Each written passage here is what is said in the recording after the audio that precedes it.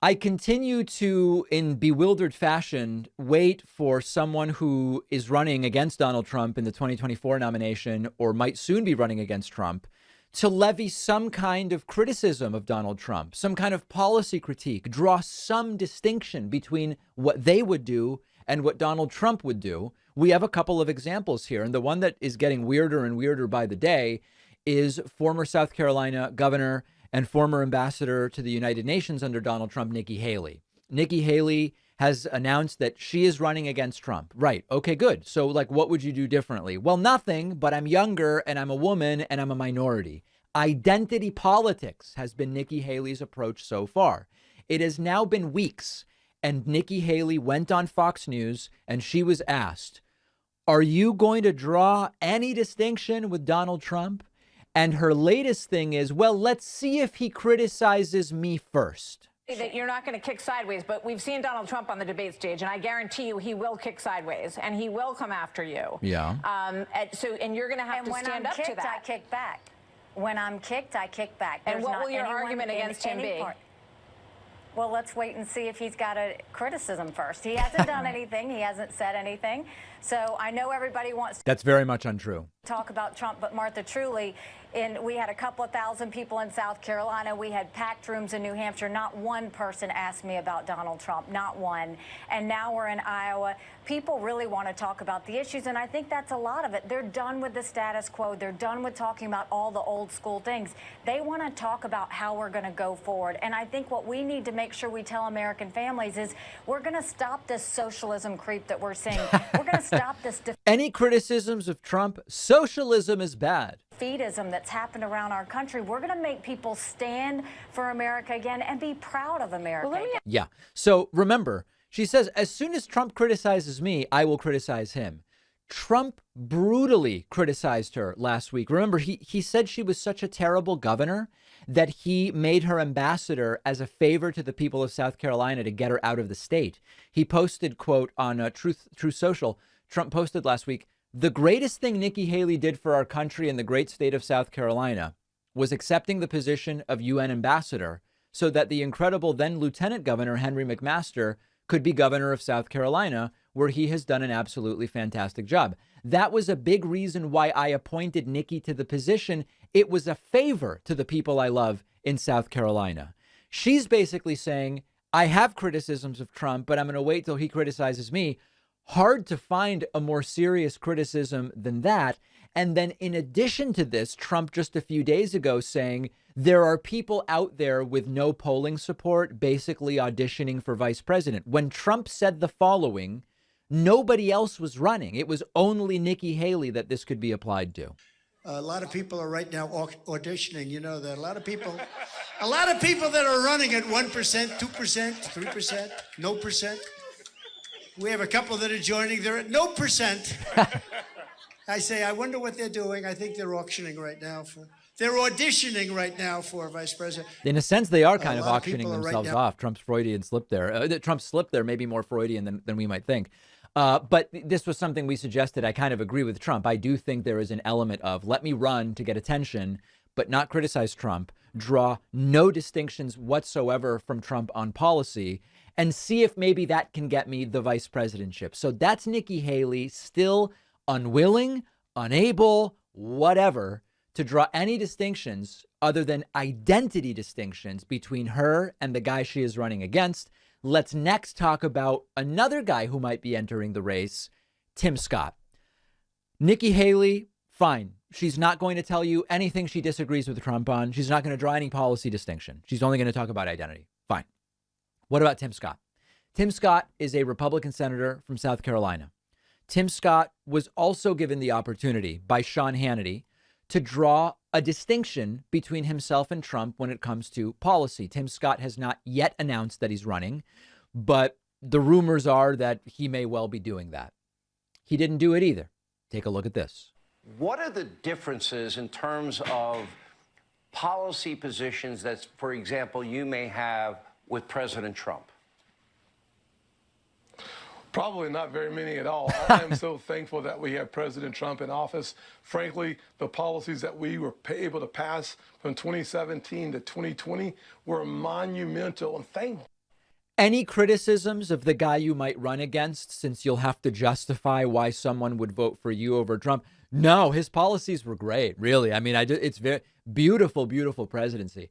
Hannity asked Tim Scott a second time, anything you want to mention here, Tim? Might we then find ourselves in a position where, maybe we'll have 6, 7, 8, maybe 10, maybe 20 Republican candidates on a stage that mostly agree on what the governing philosophy and ideology should be for the country, what works for the country. That's what we're going to have.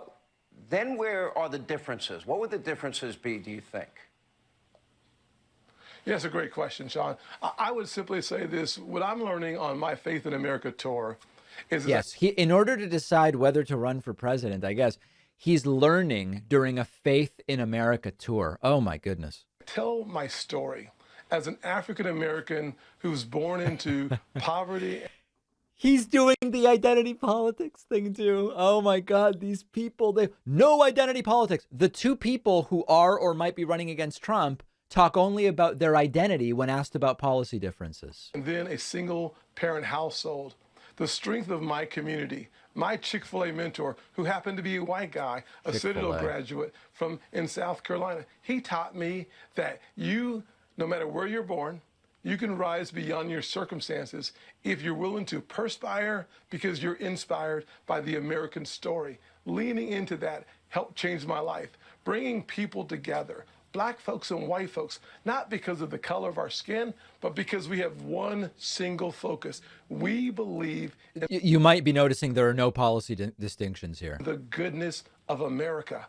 I want to share with people why we should be proud of who we are and at the same time debunk the lies of. All right, we're going to stop.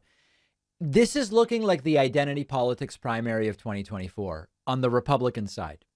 Let's imagine Tim Scott gets in next, okay? We will have Trump, Nikki Haley, and Tim Scott. Any policy differences at all that any of you want to cite? Anything that Trump did during his presidency that was bad that you would have done differently? No, I don't know. But if you want a younger minority woman, you can go with Nikki Haley. It's Trump's policies with a younger minority woman. There's Haley. If you want the slightly older than Nikki Haley, but still younger than Trump and black version of Trump, then you've got Tim Scott that you can vote for. This is unbelievable. And it is another one of these examples of how the right loves to claim the left is all about canceling and suppressing free speech. Actually, it seems like it's the right that is. Oh, the left is all about regulating businesses and telling them what they can do. Oh, it's actually the right who wants to tell Twitter and all these other companies what to do.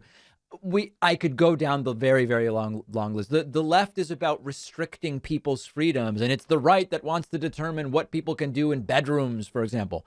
And in this case, it's the right that loves to say the left is constantly doing identity politics, identity politics, identity politics. They have 2 and soon will have 3 candidates who seem only willing to challenge the former president's candidacy on the basis of identity. On the basis of identity, Tim Scott being asked, give us some policy differences. It sounds like we're going to have a bunch of people on stage who all agree. Well, listen, as I go around the country as a black man, what? This is now what the Republican Party has become, identity politics. It is madness. But you know what?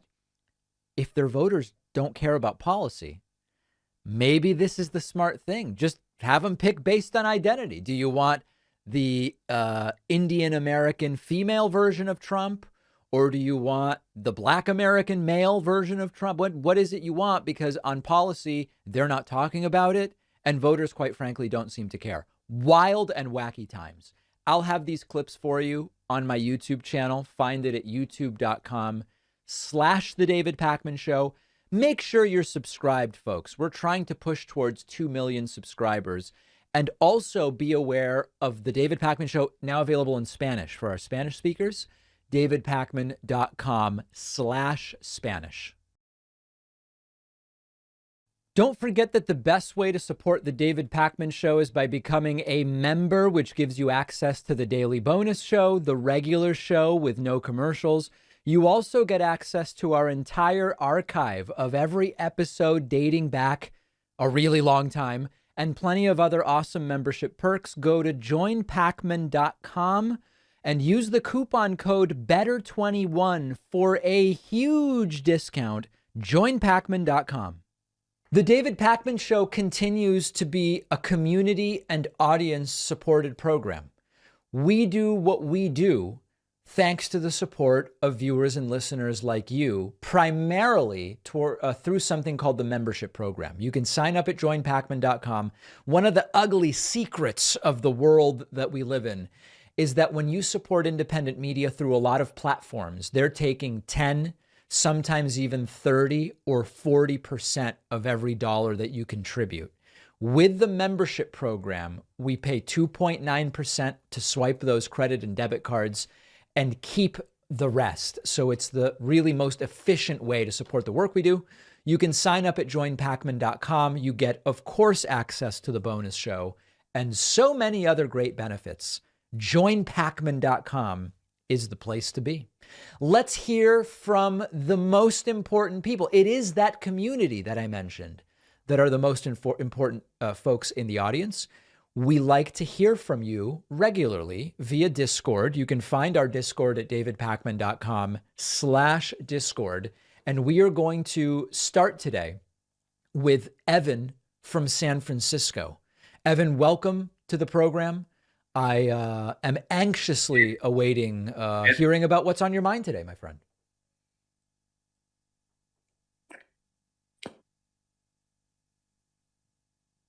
Evan, you're on the air. It's your turn to speak now. Hey, can you hear me? Yes. No. Yep, I can hear you fine. All right. Evan's starting us off with some beautiful technical problems, which you love to see. Let's instead go to Bishop from Kentucky. Bishop from Kentucky, welcome to the program. Once you unmute yourself, we'll be able to talk, and I'm glad to hear about what's on your mind today. Oh, hello? Yeah, you're on the air. Okay. I just wanted to talk about, you've seen the recent improvements of AI, like deepfakes and stuff, right? Yes. Do you think this is ever going to be like a problem when it comes to like legal cases? Like people could conjure up evidence that doesn't actually exist, and like with how realistic they sound, like, and how fast it's improving, it seems to be a bit worrying. And I wonder what your opinion is on that. Yeah, well, so one of the things that we've seen when it comes to this exact sort of problem is whenever some new technology becomes widespread, which allows either plagiarism of a new kind or fabrication of a new kind, you then create essentially a whole new like industry of tools and experts designed to authenticate or to determine, is something plagiarism or is a piece of evidence real or fake? So my expectation would be that if indeed using these tools to create fake evidence in trials becomes an issue, there will be a new cottage industry of experts and tools developed to attempt to authenticate whether evidence that is presented is really authentic. Now, is it possible that the AI technology gets very far ahead of the authentication technology and it's impossible to authenticate stuff? Maybe, but usually whenever this happens, technologies and experts are developed and trained to then authenticate what that new technology is making possible. Mm-hmm. Yeah, that sounds fair. I've just like seen mostly jokes, like deepfake jokes, like recently, like with like Trump or Biden or Andrew Tate, and they're pretty funny. But it was like slightly worrying how realistic they were. Like the amount of time that it's like taken to like reach this level of competency when it comes to AI is like quite astounding. I didn't really think we'd see anything like it, at least like in my early lifetime. But it's happening a lot quicker than I thought, and I just wanted to know your opinion on it. It is happening very quickly. You know, so far the deep fakes of me that have been sent to me aren't very convincing, but I'm guessing at some point in the next year or two, someone's going to send me a deep fake of me, and it'll probably be shockingly realistic, and it sounds very scary, to be honest. Mm-hmm. I'm sure that will happen. Yeah. All right, Bishop, thank you for the call. I appreciate it. Thank you so much. All right. There is Bishop from Kentucky. Why don't we go next to Jacob from Denver? Jacob from Denver, welcome to the David Pakman Show. What's on your mind today? Hello. How's it going? Jacob, you're on the air. Cool. I just have a question about hypocrisy. Okay. So I've been following your channel now for a long time, and it's all over the internet. It's all over news. This idea that, you know, someone's being hypocritical is like, is it even valuable to point out hypocrisy anymore in politics or in general, or is it a fallacy?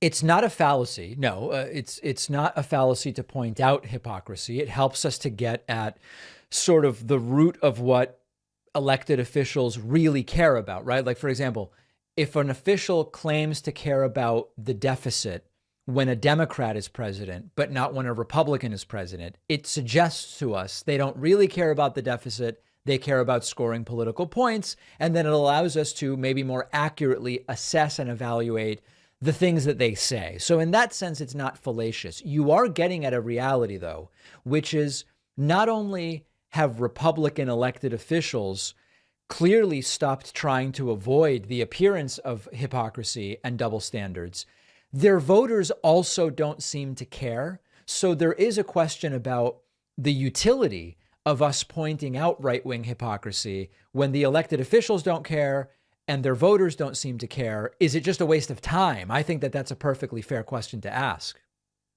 Yeah, I agree. I do feel that there should be some sort of value behind it. Yeah. But it's almost like a fatigue at this point. It's like, how much longer can anybody stand watching anybody call somebody else a hypocrite? It feels so vapid at this point. 100%. It does. It shouldn't, but it does because consistency has been abandoned even as a goal. And that's really the sad part. Yeah. All right, man. Well, hey, thanks for the call. All right. Yep. Jacob from Denver. Great to hear from you. Let's go next to David from St. Petersburg. Now, is this St. Petersburg, Florida, or St. Petersburg, Russia? Oh, boy. David from St. Petersburg, welcome to the program. And last chance for David from St. Petersburg. Sadly, we will never know, was it Russia or was it Florida? Very sad. Very, very sad. Let's go next to Jack from Connecticut. Jack from Connecticut, welcome to the program. Good morning, David. Can you hear me? I can hear you fine. Wonderful. It's nice to be back. I'd like to bring up a personal topic today. Okay.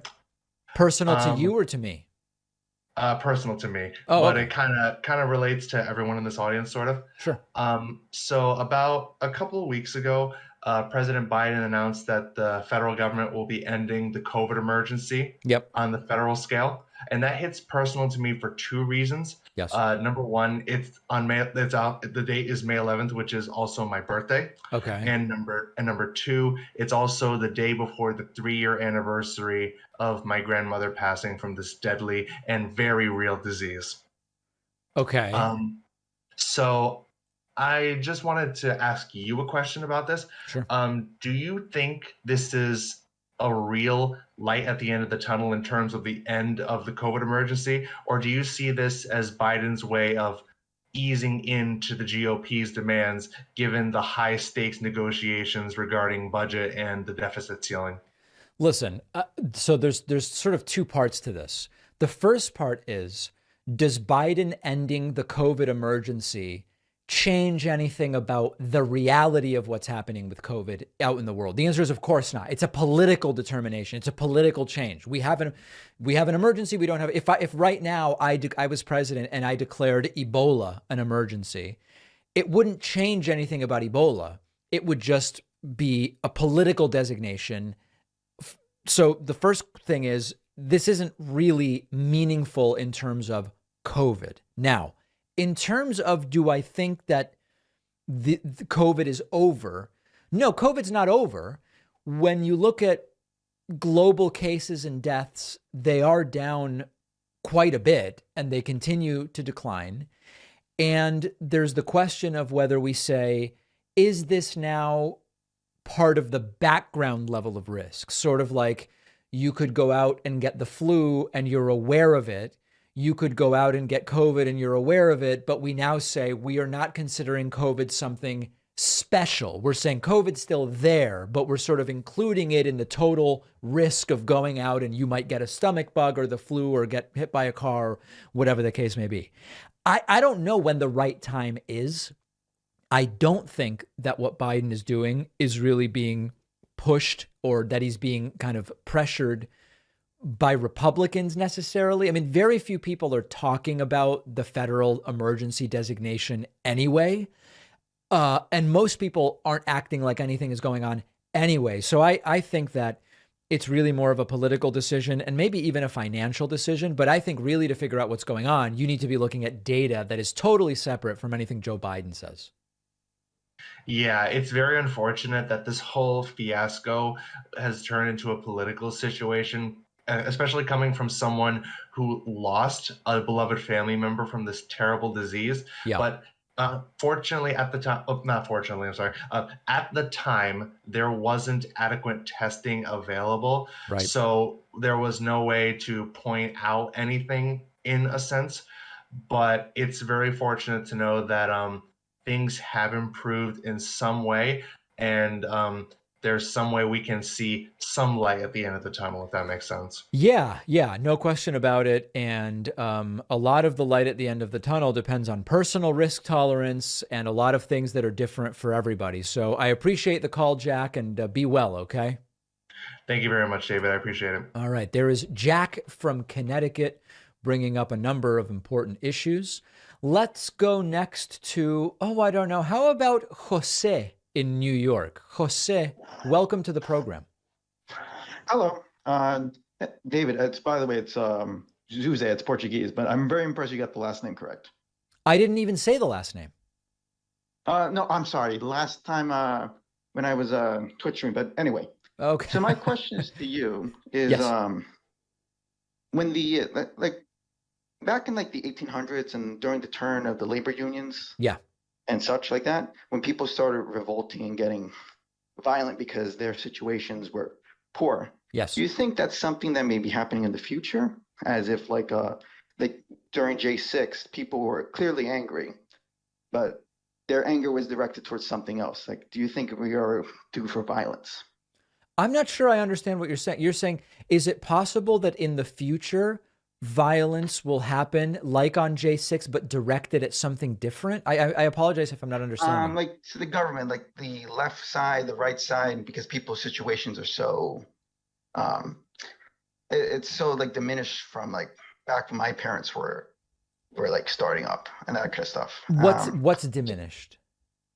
Like the wages, the cost of living, opportunity for like housing, like.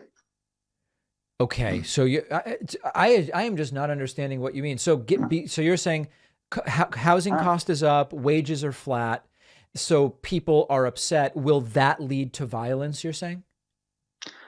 In a sense, yes. Like if I'm sorry, I was still formulating this question. When people like I'm sorry, you can skip over me. I'm sorry. All right. I appreciate the call. It sounds like there's an interesting question in there. Let's call back when we figured out what it is, and I would love to answer it. Let's go next to Stony from Indiana. Stony from Indiana, welcome to the program. What's on your mind today? Hey, David. How are you? I'm doing well. Good. Yeah, so I was just wondering, I know that you kind of side on the side of capitalists and some of the viewers are more on the leftist side, but I wanted to see your take on crypto specifically and kind of there's been some legislation from Elizabeth Warren and things of that nature. Just wanted to see if you're a crypto bro or kind of where you stand on that whole side of things. Yeah, so I've got a couple dozen videos about crypto.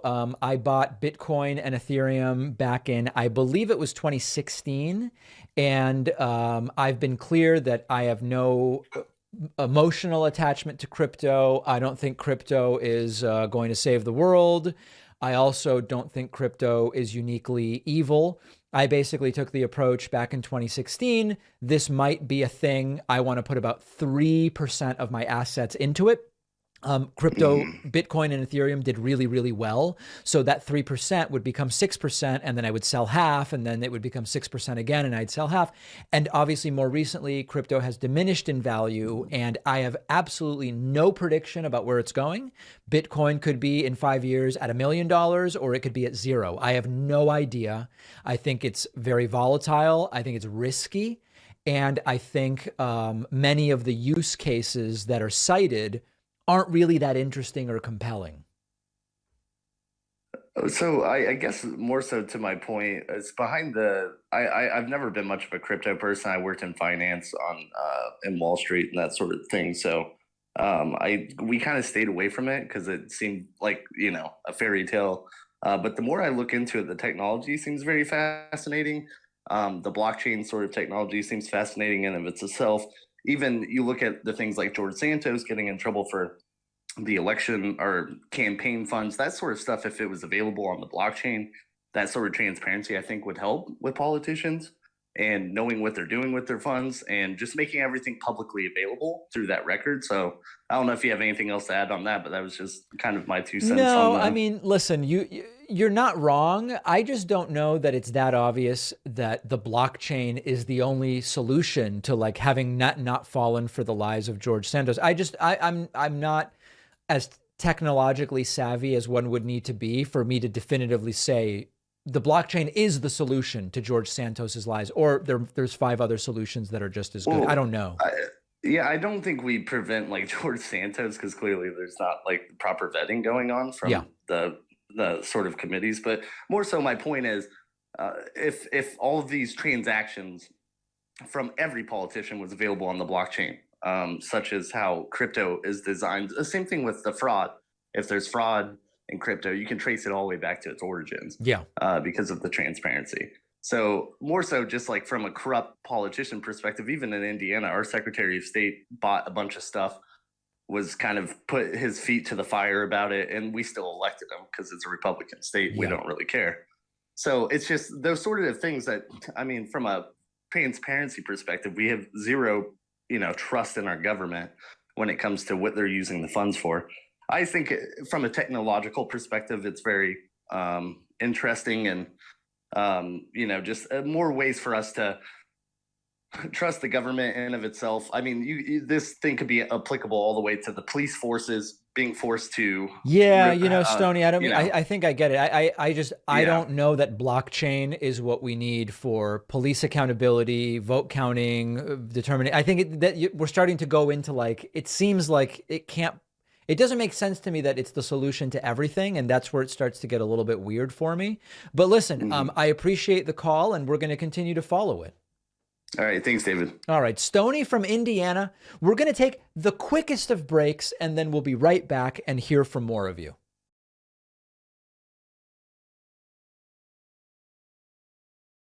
If you value what we do at The David Pakman Show, remember to support us on Patreon.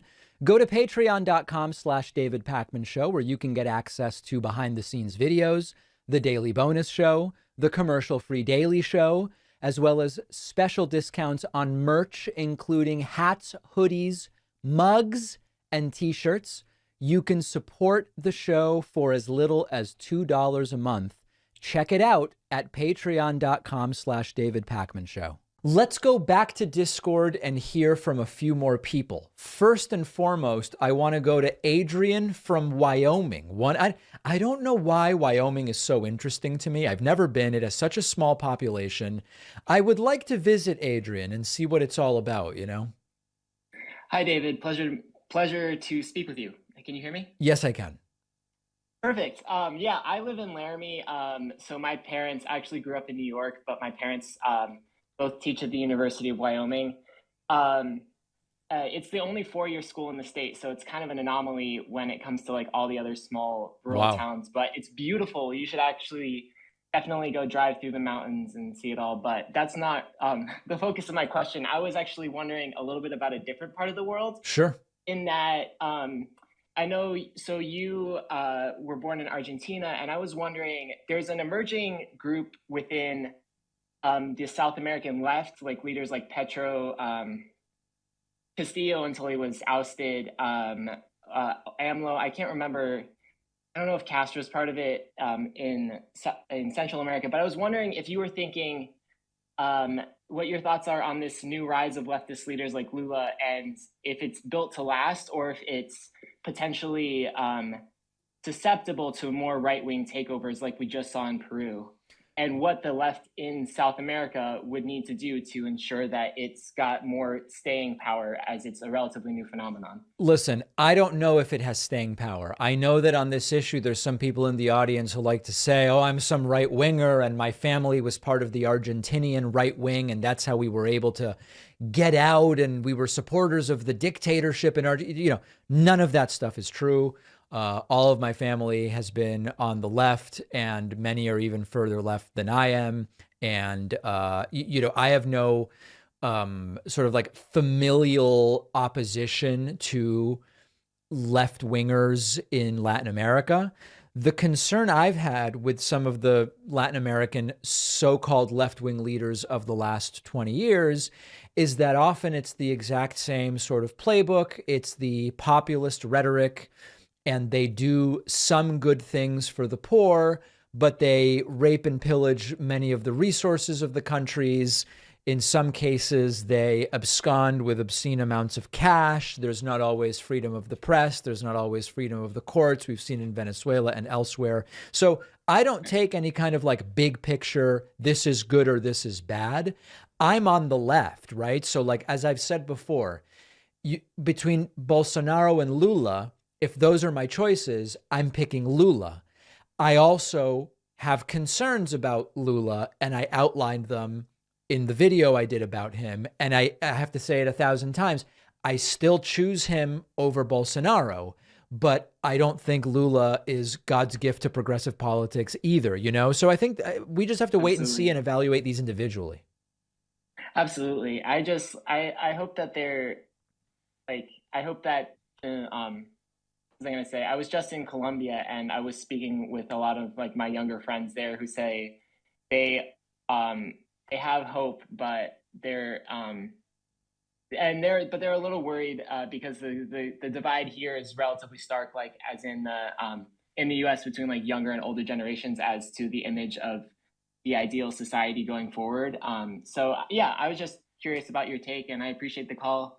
Thank you very much for your time. All right. Thank you, Adrian from Wyoming. Great to hear from you. Very much appreciate it. Why don't we go next to Tommy from Wisconsin? Tommy from Wisconsin, welcome to the program. What's on your mind today?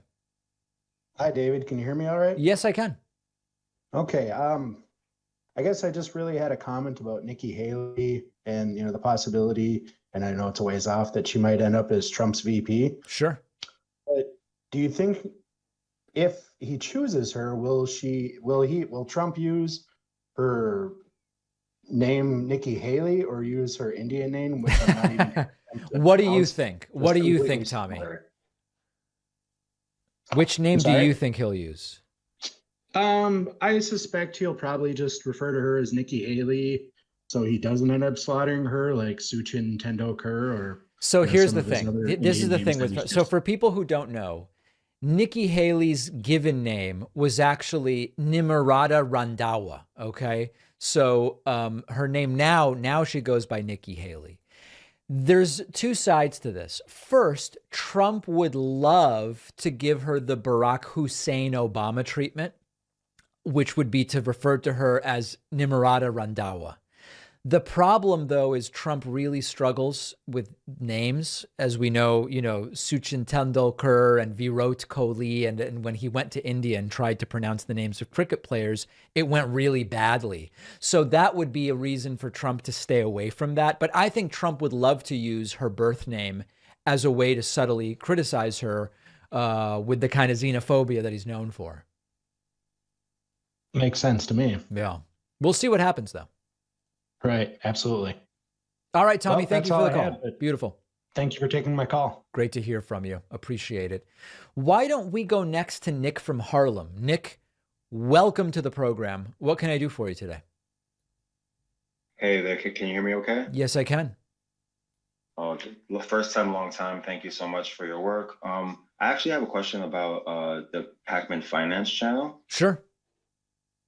So I know you have a background in, like you have an educational background in finance, and I don't know if you've ever taught or if you teach courses, but for me, the Pac-Man Finance Channel has been like an educational experience, as I'm sure is one of your intentions. Yes. I've even had the opportunity to like share it with some of my like conservative, I guess I would say acquaintances, and they end up also tuning into other, the other Pac-Man channel, your main channel, and that it's kind of, I found that kind of to be interesting. And my question is, I guess, would you ever consider doing a call-in aspect for Pac-Man Finance, like not necessarily a financial advice, but just how to, or if folks kind of have specific questions about their specific situations. I don't know.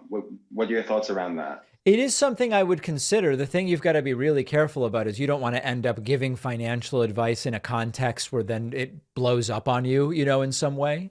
Yeah. But it would be at least conceivably super interesting. Yeah. Thank you. And then I have one other quick question for you. If that's Sure. Okay. Please. All right. So here, in New York, we have an oversight agency of the police department called the Civilian Complaint Review Board. And they're considered to be one of the, I guess, what you would say, premier agencies in the country when it comes to oversight of police misconduct. Mm-hmm. And so, but what I'm seeing a lot is folks criticizing them for being ineffective. And there's legislation actually in the state that's trying to remove the agency and replace it with something else. And so my question is not specifically about the agency, but it's about the idea, and I think I've heard you say this once before, about if we can criticize, for example, Biden for policies and stuff like that, but if we don't have something to replace it with, what are we to do? And it's like it just frustrates me a lot of the time that people want to criticize like certain philosophies or certain things that are existing, not even a philosophy, like things that are in place. But how are you going to replace what you're criticizing, and what is, and how do you suppose people can deal with that, or as a movement of progressives even, Well, you're getting at something that is, it's one of these truisms where it's much easier to criticize than it is to come up with solutions to problems. And that doesn't necessarily mean that just because you've identified a problem, but you don't have a solution, you should be ignored. I mean, it's not that rare. Like, let me give you an example. It's sort of, it's kind of silly, but it also makes sense. You could be watching a car race, a NASCAR race, and know nothing about NASCAR vehicles, but identify a car that has something wrong with it. It's like wobbling down the track, and it's slower than all the others, and there's blue smoke coming out of it. Even without knowing much about how to fix that problem, you could identify that something is wrong. So I don't want to laugh off the fact that it's totally legit to say, hey, you know what? The status quo with student lending isn't working. You've got all these people, they take out these student loans, college is outrageously expensive, they graduate, they have a crazy debt, but the job they get doesn't pay much money. It's great that we can identify that. You don't necessarily need to know whether the solution comes from regulation or a higher minimum wage or making it harder to borrow or putting price caps on colleges or creating a job market that's more robust for non-college jobs. You don't have to know the answer to be able to identify a problem. So I don't think that it's useful to just say, hey, just pointing out problems doesn't really have value. However, if you're in a position of power as an elected official, or you're arguing that you should be voted into a position of power, you damn well better have some suggestions as to how to fix the problem. That makes absolute sense to me. Thank you for that input. Thank you. I appreciate that. That makes a lot of sense. All right. Nick from Harlem, thanks for the call. Thank you. All right. There he goes. Now on to all sorts of other things. Nick from Harlem. Let's go to Chris from Georgia. Chris from Georgia, welcome to the program. I'll let you get settled here and unmute yourself. What's on your mind today? Chris from Georgia, you're on. I can't hear you, though. Probably you have your wrong audio device selected. Chris from Georgia, welcome to the show. All right. And there goes Chris from Georgia. That's sad. I'm sad we weren't able to make the connection. Let's go to Ty from Iowa. Ty from Iowa, welcome. What's going on? Hello, David. Can you hear me? Yes, I can. Okay. So I wanted to ask this. I just thought this was kind of weird. So I noticed, you know how like a lot of Republicans will say like, well, the Democrats are just communists and socialists and all this stuff, right? Yeah. So I think it's kind of weird. Like, I remember Trump put out that one thing and he said like, China would have never flew a spy balloon over me because China respects me too much. Yeah. I just thought that was really kind of weird to hear. Well, it's absurd. I mean, we since found out that China did fly spy balloons during Trump's term. Trump apparently I know they did. Trump apparently That's wasn't told about it, which fine. But the idea that they respect him too much or fear him too much, and this actually gets to a broader issue of the idea of fear as the way to get power and respect in politics. You know, fear, and this came up during my interview on the Patrick Bet-David podcast, where he said, is it bad that nobody fears the U.S. anymore? And I was like, well, what evidence do you have of that? He was like, forget it. You know, like we got off onto a different thing.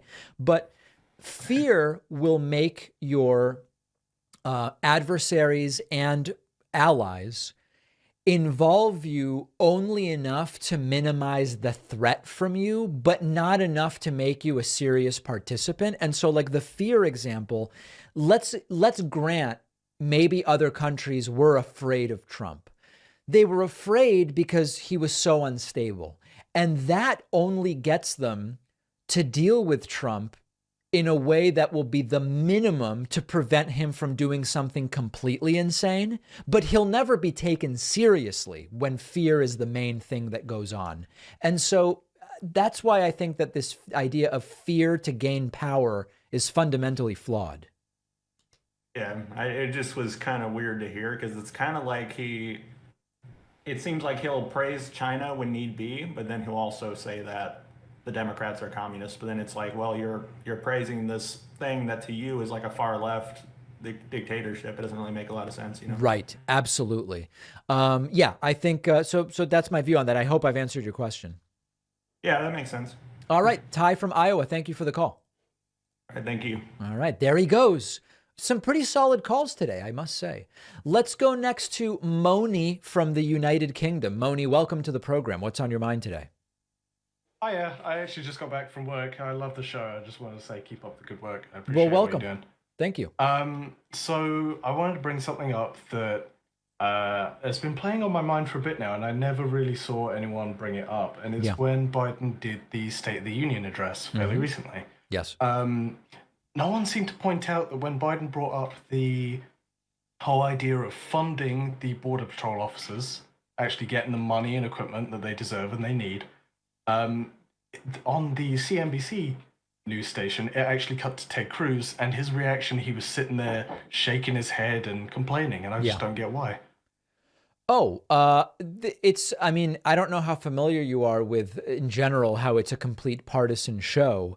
But yeah, it's mostly that. I mean, it's, you know, that's what people like Ted Cruz have to do. They have to complain. They have to shake their head. They have to act disgusted, even about like uncontroversial things. Yeah, I mean, it's just such a shame because, I mean, clearly he always says that the border needs to get more funding and more equipment and stuff like that. And then as soon as it's proposed, he sits there and shakes his head like like who he is. But it's a shame to see that. It's pathetic. It's what his voters expect him to do. And he's not a serious person. That's the reality. No. But listen, can I ask you a question? I'm curious if you have some insights. Yeah, of course. I'm soon going to be making my triumphant return to the United Kingdom, and I'm going to have the opportunity to spend a little bit of time on the south coast of England, you know, where Brighton and Bournemouth, you know the area. Yes, yeah. If I had the opportunity to choose any place to spend a few days in that area, is there a particular spot you would recommend? Like, is Brighton better than Bournemouth, or where would you go? I haven't really been to Bournemouth in my life. I'm kind of almost between Brighton and London. is where I live, but I go down to Worthing and Brighton quite often. Brighton's really nice. It is what a lot of us like to call the LGBT capital of Britain for the most part, or the south of Britain anyway. Oh, really? Well, those spots usually have some of the better food scenes. Is that the case in Brighton as well? Brighton does have a lot of good food options, I will say, yes. And it's right on the water, correct? Yeah, it's right by the beachfront, depending on where you stay in Brighton, of course. Maybe Brighton is the the place to check out. That's interesting. Yeah, Brighton's always the go-to beach area, I think. I'm not going to speak for all people from the UK, but I know you would never do that. You would never venture to do that. No, all right, good. I'm going to look into that. I appreciate the advice. But no, I love, I've been looking a lot into US politics recently, and you've been doing some good work out there, so thank you for all that. I appreciate that. Thank you so much. Yeah, thank you. Have a good day. All right, Moni from the UK. Folks, let's end it there because we couldn't possibly end on a higher note. We will take calls again, and I hope to hear from you next time.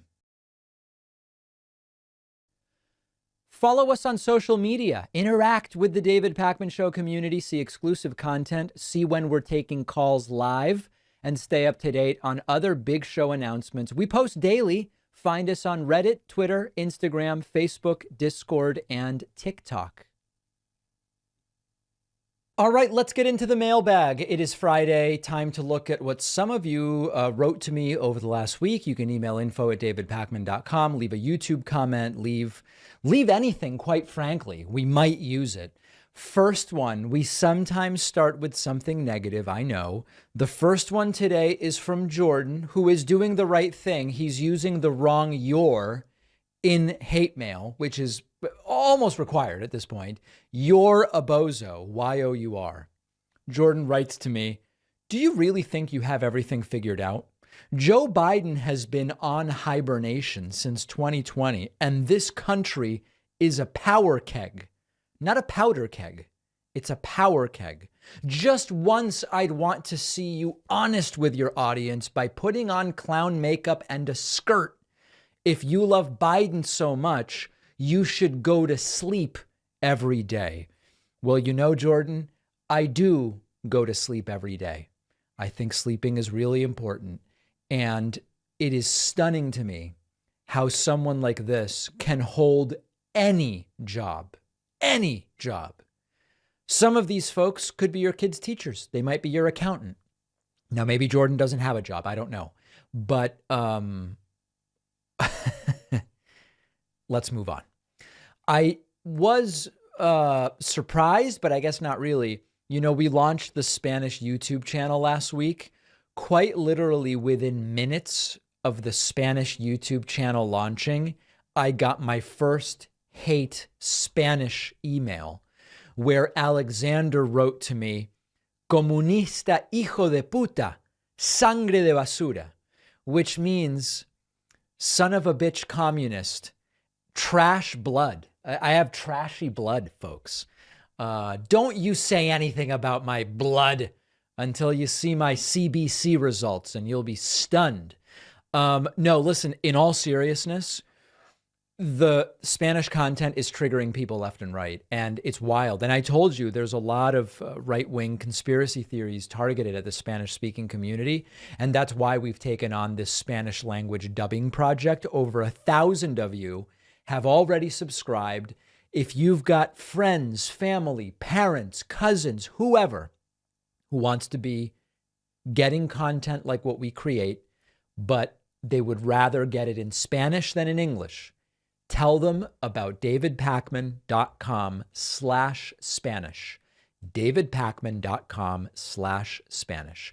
Scott wrote in about my mustache and says, David, sir, so much commentary from viewers who are activated and triggered by any changes to the show, set background, guest hosts, your attire, etc. Please count me in amongst those who are eagerly tuning in to watch the progress of the mustache.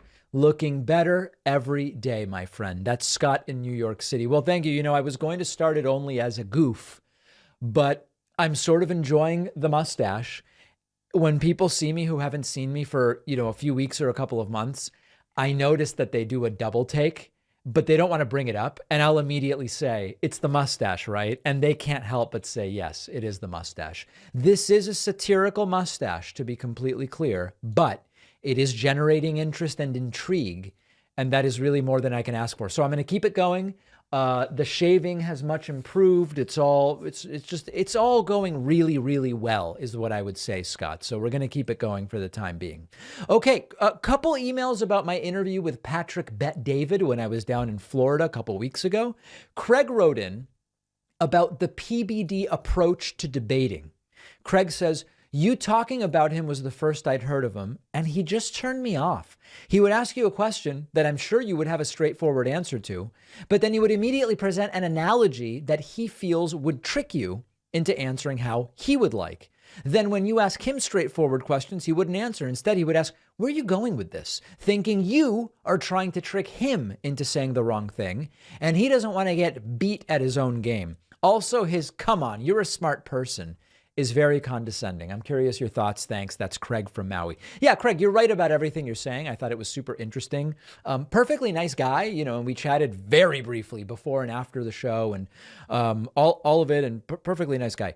But I did think that it wasn't necessarily bad faith. It did seem in a way that he was just so careful not to fall into any kind of a trap. Like when I said to him, when you think about the tax rate you're willing to pay, like, are you willing to pay more if you get more for your taxes? Like if it included college and healthcare, would you be willing to pay more than if it didn't? It really wasn't a trick question. It was trying to open a conversation about what we value. And he was saying something like, well, I don't think we're spending it the right way. And I'm like, that's not the question I'm asking, sir. Craig's assessment is pretty spot on. And maybe I will have another opportunity to try again. Renee also wrote in about the interview with Patrick Bet-David and said, hi, David, I'm listening to your chat with Patrick Bet-David. I've never heard of this guy, but his arguments remind me so much of trying to have a conversation with my stepdad, who's good-hearted, but so exasperating. I'm not sure if I can make it through this whole thing because when you try to pinpoint one issue, he throws 10 other random examples and says, well, what about this? What about that? Like lending a bike to someone is the same as centralizing how we fund healthcare. It's so hard to get anywhere with people who have this worldview, but thank you for trying. Yeah, this was a very common sort of email I got feedback-wise. I think the most interesting outcome of the Patrick Bet-David interview is that usually the home team has a huge bias to the host. So for example, I would expect that when I upload my interviews with PBD, the comments would be mostly positive about me, and they were. And I would expect that on his channel, the video we did would be mostly positive about him.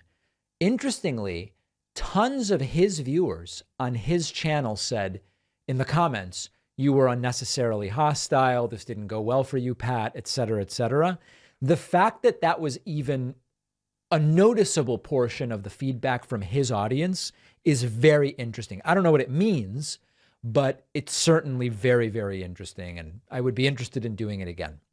Nolita wrote in and says, are you able to post a link on the main webpage for the Spanish broadcast? I can't find it. David said it quickly. I didn't catch it. I'm going to say the link again with total peace and love. davidpakman.com/Spanish. As of this moment, we have breached 1,500 subscribers on the channel, and we got our first video with over 1,000 views on the Spanish channel. It is extraordinarily exciting, and we're going to be putting in a bunch of different resources into the project because I think it is so important. Ron wrote in about the Ohio train derailment, and Ron said something I've been seeing everywhere. I've been seeing it on Twitter. I've been seeing it on Reddit. Ron says, David, can you provide coverage of the Ohio train derailment? I feel like this is a major story that should be getting more coverage, but isn't getting the attention it deserves. I genuinely don't understand why I am seeing this comment everywhere. There's a narrative that's developed that nobody's talking about the train derailment. I see it everywhere. I go to NewYorkTimes.com it's about the train derailment. I go to Washington Post, train derailment. Fox News, train derailment because they want to criticize Pete Buttigieg and Joe Biden about it. Reddit, all over the train derailment. Twitter, all over the train derailment. Independent, media, we've already done a number of clips about it, and so have many of our colleagues. I am not seeing that there isn't coverage of this. And I don't know what people, it's happened in other cases where there's a story that's like everywhere, and you see people saying, it's not getting any coverage, and yet everybody is talking about it. I don't really know where that's coming from. I'd be interested to know more. And if you have any sense of why that narrative is being repeated, let me know, because I am seeing coverage about every aspect of this. What caused it? The controlled burn, Mike DeWine, the chemicals. Is the water safe? Is the air safe? Is the soil safe? Is this Pete Buttigieg's fault or not? Is this Joe Biden's fault or not? The Obama regulations that Donald Trump rolled back. I'm seeing every aspect of the story covered extensively, and it is an important story, so we should be seeing that. But I'm just not seeing the lack of coverage. Let me know if you know where that's coming from. We have such a great bonus show for you today. You can sign up so quickly at joinpacman.com. If you want to pay the normal prices, that's great. I believe that they're eminently reasonable. $6 a month, $60 for the year. If that strikes you as high for your financial situation, no problem. I have a coupon code for you. That code is 24, starts now. The number 24 starts now, no spaces, okay? 2024 really does start right now. We're in the middle of it already. Sign up, you'll get the bonus show, the commercial-free audio and video feeds of the show, invitations to our members-only town halls, and access to the soundboard. Obama! Yeah, we have a soundboard in the members section of the website for our members. Check it out. We will see you on the bonus show momentarily.